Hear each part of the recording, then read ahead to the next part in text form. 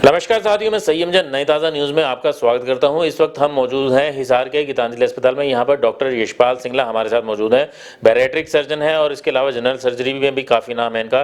Bariatric surgery में काफ़ी नाम कमा चुके हैं। पूरे हरियाणा में सबसे पहले बैरिएट्रिक सर्जरी शुरू इन्होंने ही की थी और काफ़ी सर्जरी जो है आज वो कर चुके हैं। तो बैरिएट्रिक सर्जरी के बारे में जानने से पहले आपको एक चीज़ बता दूँ कि मोटापा जो है बीमारी बनता जा रहा है, क्योंकि जिस तरीके से फास्ट फूड का चलन जो है हमारे देश में बढ़ा है, लोग फास्ट फूड बहुत अधिक सेवन कर रहे हैं, जिसकी वजह से मोटापा भी जो है बहुत ज़्यादा तेज़ी से बढ़ता जा रहा है। और उस मोटापा से बाद में बचने के लिए, मोटापा से निजात पाने के लिए एक सर्जरी जो है एक विकल्प बनकर पिछले कई सालों में उभर कर सामने आया है। सर्जरी जो है करवाई जा रही है मोटापा से निजात पाने के लिए। उसी के बारे में हम बातचीत करने के लिए डॉक्टर यशपाल के साथ मौजूद हैं। डॉक्टर यशपाल, बताएं कि मोटापा जो है बहुत तेज़ी से बढ़ रहा है, काफ़ी लोग जो है मोटापा से ग्रस्त हो रहे हैं, समस्या एक बीमारी बनता जा रहा है। क्या सबसे पहले तो आपके हिसाब से क्या कारण है? मोटापे का मेन कारण है आज के दिनों में कि लोग खाने को अच्छे तरीके से नहीं खा पा रहे, क्योंकि उनके लिए खाना खाना एक ऐसा होगा कि जैसे कि पेट भरना है। और जब भी वो कहीं बाहर जाके काम करते हैं तो सबसे इजी वे ढूंढते हैं, जैसे कि पिज़्ज़ा, बर्गर, उनको खा के सारा दिन उन चीज़ों को खा के अपना वेट बढ़ाते हैं। दूसरा, वो अपने लिए बिल्कुल भी टाइम नहीं निकाल रहे, जैसे एक्सरसाइज करना, वॉकिंग करना। यदि वो एक हफ्ते में 5 दिन भी प्रॉपर एक्सरसाइज कर ले तो भी आप वेट को काफ़ी कम कर सकते हैं। और अगली सबसे मेन इंपॉर्टेंट बात है कि यहाँ पे कार्बोहाइड्रेट, यहाँ के लोग जो कि खासकर नॉर्थ इंडियन, वो लोग बिल्कुल भी प्रोटीन डाइट की तरफ ध्यान नहीं देते, क्योंकि वो ज़्यादातर लोग नॉन वेज नहीं खाते।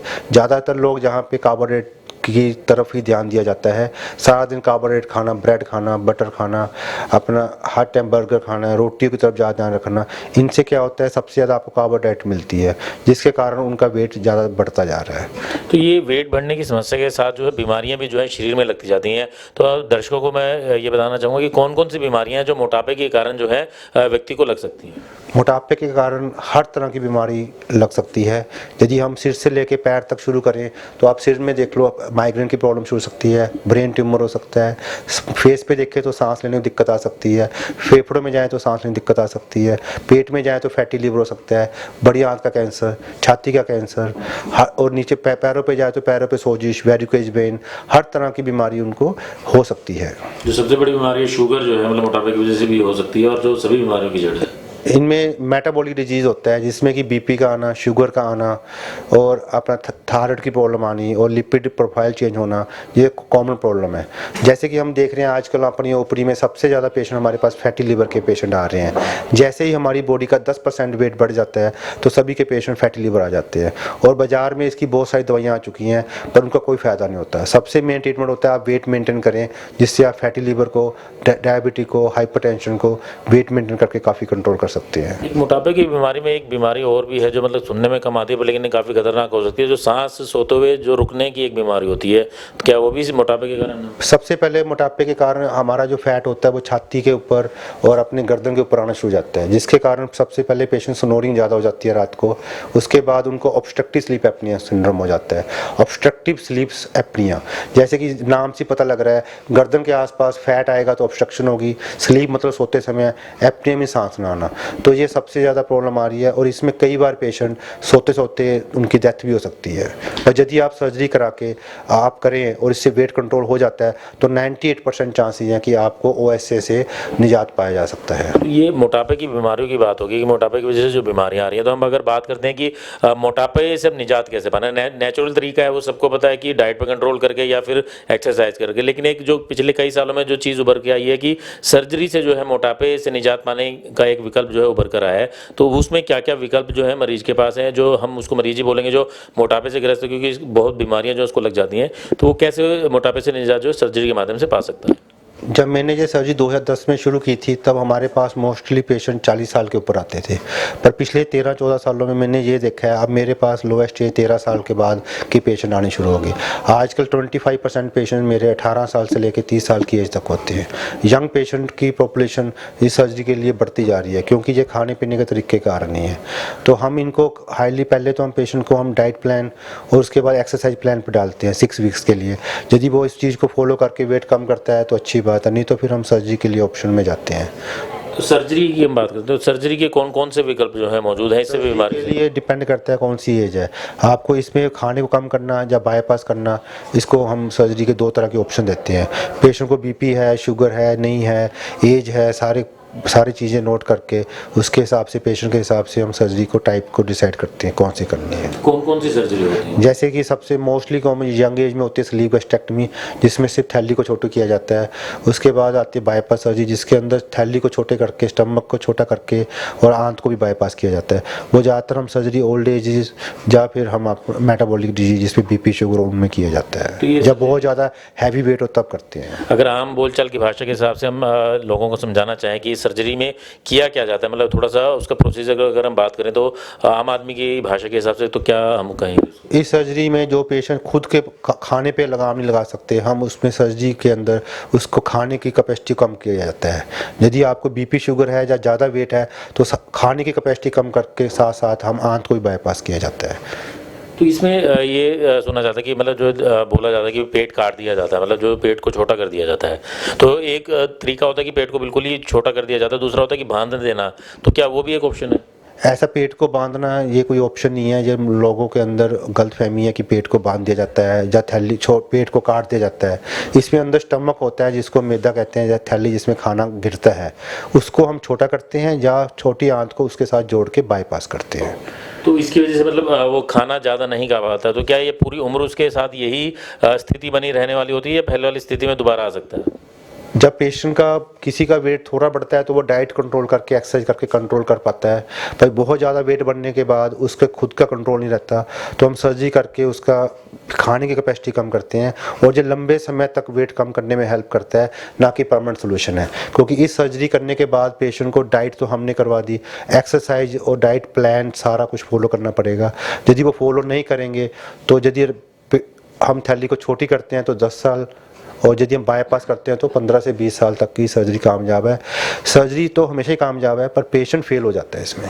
तो इसमें मैं जब जानना चाह रहा हूँ कि जैसे आपने पेट की जो खाने की थैली वो छोटी करने की बात कही, तो छोटी करने के बाद जब 10 साल तक अगर वो स्थिति रहती है, वो कंट्रोल कर भी लेता है, तो क्या पेट की जो थैली है खाने की वो पुरानी स्थिति में आ सकती है या वो छोटी ही रहेगी?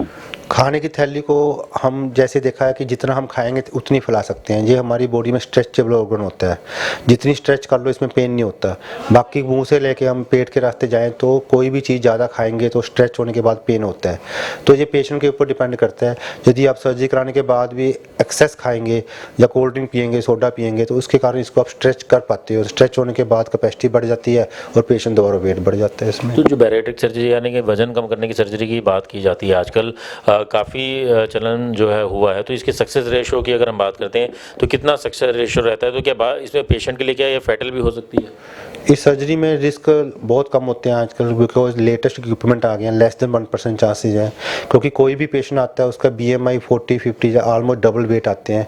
तो जैसे जैसे बॉडी का वेट बढ़ता है तो रिस्क बढ़ता जाता है। तो यदि हम रूटीन सर्जरी भी देखें तो यदि हम नॉर्मल वेट पे करें या हैवी वेट पे करें, उसका नॉर्मल सर्जरी का रिस्क भी 3 गुना बढ़ जाता है। तो इस सर्जरी का रिस्क लेस देन 1% है।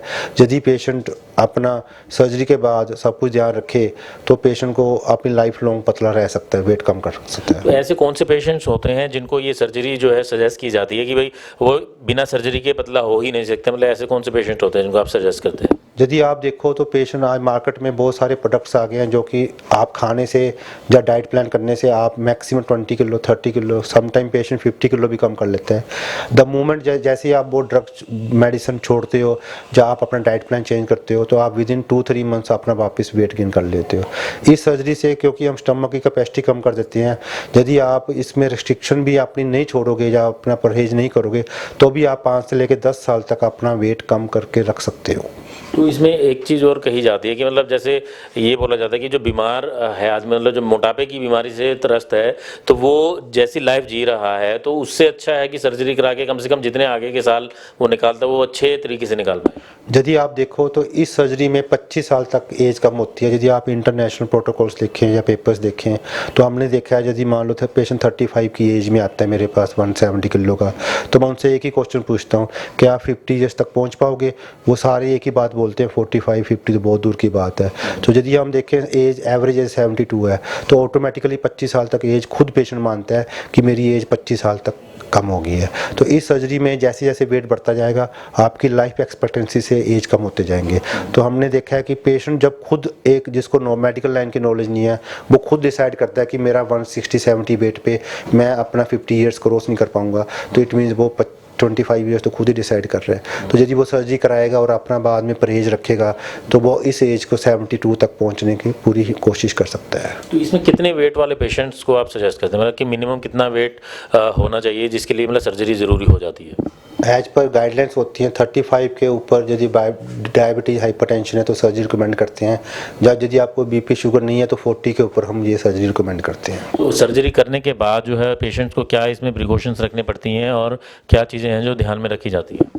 सबसे पहले पेशेंट को ये समझना चाहिए कि मैं जो ओबिसिटी है मेरा, मैं एक्सरसाइज करके या डाइट करके मैं कम नहीं कर पा रहा। सर्जरी एक उसके लिए एक कोई चमत्कार नहीं है, उसकी हेल्पफुल है, क्योंकि सर्जरी एक लॉन्ग टर्म सोल्यूशन है कि जो उसको डाइटिंग और एक्सरसाइज करने में हेल्प करेगा। यदि पेशेंट इस चीज़ को समझे कि जो मैं कर नहीं पा रहा हूँ सर्जरी के बाद मेरी डाइट ऑटोमेटिक कंट्रोल होगी और मैं खुद कंट्रोल करूँ और प्रॉपर एक्सरसाइज चलाऊँ और अपनी मोर प्रोटीन डाइट लूँ, तो वो इस सर्जरी के साथ लंबे समय तक वेट कम रख सकते हैं। तो एक चीज़ और सुनने में आती है कि एक लिपोसक्शन मेरे ख्याल कोई प्रोसीजर बताया जाता है, क्या वो भी कामयाब है मोटापा कम करने के लिए? लिपोसक्शन एक कॉस्मेटिक सर्जरी है, जैसे कि जिसका थोड़ा सा टम्मी आउट है वो लिपोसक्शन करा सकता है, पर इस लिपोसक्शन से आप यदि पूरी बॉडी का लिपोसक्शन तो नहीं करा सकते। लिपोसक्शन पेशेंट कई बार सोचता है कि मैं लिपोसक्शन करा के वेट कम कर लूँगा, पर वो एक बॉडी के पार्ट की होती है, ना कि पूरी बॉडी की होती है। सर्जरी की अगर हम बात करेंगे, जो बैरिएट्रिक सर्जरी या जो आप पेट को छोटा करने की सर्जरी जो होती हैं, अब तक कितनी सर्जरी आप कर चुके हैं और कि इतने सालों के अंदर, और इसमें खर्च के बारे में भी हम जानना चाहेंगे। अब तक मैं यदि सारा हिसार की बात करूं और बाहर के सारे पेशेंट मिलाऊं तो मैं 2500 सर्जरीज को पिछले 13 सालों में कर चुके हैं। और यदि खर्चे की बात करें तो इसमें पेशेंट का यदि वो डिपेंड करता है कौन से इम्प्लांट लगवाते हैं, तो इसका 1.5 लाख से लेके 2.25 लाख तक पेशेंट की सर्जरी नॉर्मली हो जाती है। ये जो खर्च की बात कर रहे हैं इसमें क्या सभी खर्च आके दवाइयों का मिला के, हॉस्पिटल का मिला के, और साथ ही हम ये जानना चाहेंगे कि जो बड़े शहरों में जो खर्च आता है वो क्या इतना ही रहता है, इससे ज़्यादा रहता है? बड़े शहरों में खर्चा डिपेंड करता है, आप दिल्ली जा रहे हो, बॉम्बे जा रहे हो, दिल्ली में 3 से 4 लाख खर्चा कहते हैं, बॉम्बे में 10 लाख कहते हैं, तो वो डिपेंड करता है आप किस सिटी में कहाँ करा रहे हैं। वो पर हम ये ज़रूर है कि हमारे से ज़्यादा खर्चा है बड़े शहरों में। तो ये जो आपने जो खर्च बताया था इसमें क्या सभी खर्च शामिल हैं या इसके अलावा कुछ? इसमें मोस्ट ऑफ द सारे खर्चे इंक्लूड हो जाते हैं। तो इसके अलावा कुछ मतलब जो बैरिएट्रिक सर्जरी के बारे में ध्यान रखने वाली जो चीज़ें हैं, कोई क्या जो ये सर्जरी जो है, अगर हम जो हेल्थ के जो हमारे जो भी नियम लागू करते हैं, जो अगर हम बात करें जैसे इंडिया के अंदर अगर हम बात करें, इंटरनेशनल स्टैंडर्ड्स की अगर हम बात करें, तो क्या ये सर्जरी मान्य है हर जगह पर? बिल्कुल ये सर्जरी अब मान्य है। अब तो इवन इंडिया में स्पेशली जो एशियन के बारे में बोला जाता है कि हम कम वेट पे भी सर्जरी कर सकते हैं। जैसे मैंने आपको पहले बोला कि BMI 35, पर आजकल तो हम 30 BMI के ऊपर यदि BP शुगर है तो भी कर सकते हैं। तो मतलब ये मतलब कम वेट वाले भी अब जो है आने लगे हैं कराने के लिए? हाँ बिल्कुल, एशियन पीपल क्योंकि उनको ज़्यादा रिस्क ऑफ डायबिटीज़ और हाइपरटेंशन रहता है, तो ये आजकल हम ये सर्जरी कम वेट पे भी रिकमेंड करते हैं। तो इसके अलावा अगर सर्जरी की बात करते हैं, जनरल सर्जरी अगर हम बात करें, तो जनरल सर्जरी में कौन कौन सी सर्जरी आप करते हैं और मतलब कितना पेशेंट्स के मतलब कितनी सर्जरी आप टोटल कर चुके हैं? हम जनरल सर्जरी में जैसे मोस्ट ऑफ देखो हम ज़्यादातर लेप्रोस्कोपी सर्जरी करते हैं, गाल ब्लैडर, अपेंडिक्स, हर तरह के हर्निया, कैंसर सर्जरी में कॉलन सर्जरी, ब्रेस्ट सर्जरी, तो चेस्ट सर्जरी, तो हम सारी सर्जरी कर रहे हैं आजकल। तो इस एक चीज़ और मैं पूछना चाह रहा था डॉक्टर साहब, बीच में मैं सवाल रह गया था कि जब आप पेट छोटा करते हैं, खाना की थैली का जब छोटा कर देते हैं सर्जरी में, तो ये कहा जाता है कि बिल्कुल मतलब अगर एक भी चपाती अगर खा लेता है पेशेंट तो मरीज जब सर्जरी के बाद तो उसका पेट भर जाता है, तो मतलब क्या इतना खाना इतना कम ही खा पाता है? जैसे आपने बोला एक चपाती, अब ये सबसे बड़ी प्रॉब्लम है हमारे इंडिया में, क्योंकि हम गिन के खाते हैं। क्या हमने कभी सोचा है कि मेरी बॉडी को क्या ज़रूरत है? जैसे आपने बोला एक चपाती कम चपाती है, आपने बड़े आराम से डिसाइड कर लिया कि एक चपाती कम चपाती है। क्या आप किसी से पूछो जिसका वेट ज़्यादा है उसको आधी चपाती ज़रूरत है, तो आधी ही खानी चाहिए। तो ऐसा कुछ नहीं है कि एक चपाती आधी चपाती, जितनी आपकी बॉडी की रिक्वायरमेंट है उसके हिसाब से खाना चाहिए, ना कि गिनती करके खाना चाहिए कि 3 चपाती तो कुछ नहीं होती। जिसका वेट ही 140 किलो है, आप उसको 3 चपाती कैसे खाने को दोगे? तो साथियों, आपने सुना कि डॉक्टर यशपाल सिंगला ने बताया कि किस तरीके से जो है बैरिएट्रिक सर्जरी की जाती है, किन लोगों को ज़रूरत होती है, कितना खर्च आता है। डॉक्टर साहब खुद कितनी सर्जरी अब तक कर चुके हैं, सब जानकारी जो है डॉक्टर यशपाल ने हमें दी है। आप दर्शक जो भी देख रहे हैं, जो भी मोटापे से ग्रस्त है, मोटापे की बीमारी से जो ग्रस्त है, वो इस इंटरव्यू को ज़रूर सुने ताकि वो पता लग सके कि वो अपने मोटापे की बीमारी को, अपने मोटापे की समस्या को कैसे दूर कर सकता है। और जो सर्जरी है, बैरिएट्रिक सर्जरी है, जो पेट छोटा करने की जो सर्जरी है, वो कैसे उसके लिए हेल्पफुल हो सकती है। और ये कोई सर्जरी ऐसी सर्जरी नहीं है जिससे कि उसकी बिल्कुल ज़िंदगी रुक जाएगी, बल्कि ज़िंदगी जो है उसकी दौड़ने लगेगी, क्योंकि मोटापे के कारण जो रुकी हुई ज़िंदगी है, वो ठहरी हुई जो ज़िंदगी है, बीमारियां जो शरीर में लग जाती हैं, वो इस सर्जरी के बाद जो है वो बीमारियां धीरे धीरे कम होना शुरू हो जाती हैं और उसकी ज़िंदगी जो एक सामान्य ज़िंदगी बन जाती है और अपने को खुद को वो एक सामान्य ज़िंदगी के अंदर लाकर आदमी जी सकता है और काफ़ी आराम से अपनी लाइफ को भी कई सालों तक वो बढ़ाया सकता है। तो काफ़ी खर्च भी जो है बहुत ज़्यादा नहीं लगता है। अगर हिसार शहर की हम बात करें, यहाँ पर बहुत ज़्यादा खर्च नहीं लगता है। मॉडल टाउन में गीतांजलि अस्पताल में डॉक्टर यशपाल सिंगला बैठे हैं। अगर कोई भी इस सर्जरी के बारे में जानना चाहता है तो नीचे दिए गए नंबर पे आप संपर्क करके उनसे जानकारी ले सकते हैं और पता कर सकते हैं कि वो कैसे सर्जरी से फ़ायदा उठा सकते हैं। मैं संयम जैन, कैमरामैन अशोक के साथ, नई ताज़ा न्यूज़, हिसार। लेटेस्ट वीडियोस के लिए सब्सक्राइब करें हमारा चैनल नई ताज़ा न्यूज़ और दबाएं बेल आइकॉन ताकि आप मिस ना करें कोई भी अपडेट।